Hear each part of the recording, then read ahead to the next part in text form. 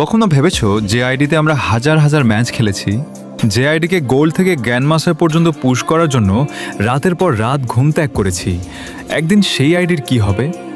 আমরা তো একদিন না একদিন চলে যাব, কিন্তু এই আইডি, এই ফ্রেন্ড লিস্ট, এই ইমোশন সব কিছু এখানেই থেকে যাবে।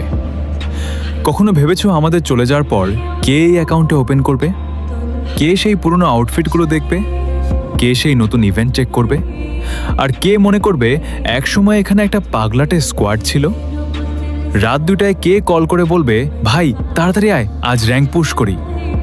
প্লেন থেকে নামার সঙ্গে সঙ্গে কে বলবে, আয় পিকে ল্যান্ড করি?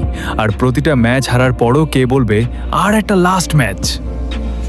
কখনো ভেবেছো একদিন আমরা সবাই আমাদের শেষ ম্যাচটা খেলে ফেলবো, অথচ আমরা নিজেরাও বুঝতে পারবো না?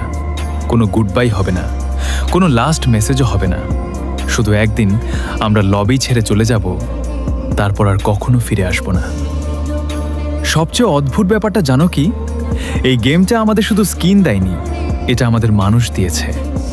এমন কিছু মানুষ যারা আমাদের থেকে হাজার হাজার কিলোমিটার দূরে থাকে, যাদের সঙ্গে হয়তো কোনোদিন বাস্তব জীবনে দেখা হবে না, তবুও তারা আমাদের মুড বুঝে যায়। শুধু আমাদের কণ্ঠ শুনেই বুঝে ফেলে আজ আমরা খুশি নাকি ভেঙে পড়েছি। যখন পুরো পৃথিবী ব্যস্ত থাকে, তখনও তারা অনলাইনে এসে জিজ্ঞেস করে, ভাই সব ঠিক আছে তো? একবার ভেবে দেখো, যদি ফ্রি ফায়ার কোনোদিন তৈরিই না হতো, তাহলে কি আমরা এই মানুষগুলোর সঙ্গে কোনোদিন পরিচিত হতে পারতাম? আমরা কি জানতাম স্ক্রিনের ওপাশে বসে থাকা এক অচেনা মানুষ একদিন আমাদের এতটা আপন হয়ে যাবে? ফ্রি ফায়ার শুধু একটা গেম নয়, এটা স্মৃতি, এটা বন্ধুত্ব, এটা এমন একটা জায়গা যেখানে অচেনা মানুষও একসময় পরিবারের মতো হয়ে যায়।